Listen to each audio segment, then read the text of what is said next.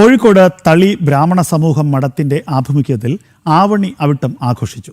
ആഘോഷങ്ങളുടെ ഭാഗമായി തളി ബ്രാഹ്മണ സമൂഹം മഠത്തിൽ ബ്രഹ്മയജ്ഞം, മഹാസങ്കല്പം എന്നിവയും നടത്തി.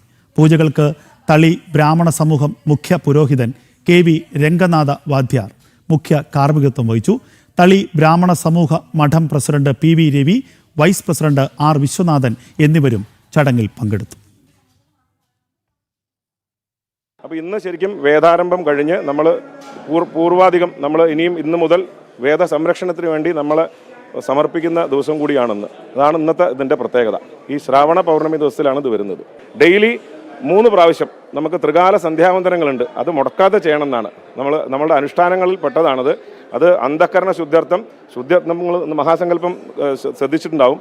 അത് അന്ധക്കരണം, നമ്മളുടെ കരണങ്ങൾ ബാഹ്യമായിട്ട് അന്ധകരണം, ചിന്തകൾ, ബുദ്ധി എല്ലാം ശുദ്ധീകരിക്കുന്ന പ്രവൃത്തികളാണ്. അതിൻ്റെ മന്ത്രോച്ചാരണങ്ങളാണ് നിങ്ങളിന്ന് കേട്ടത്.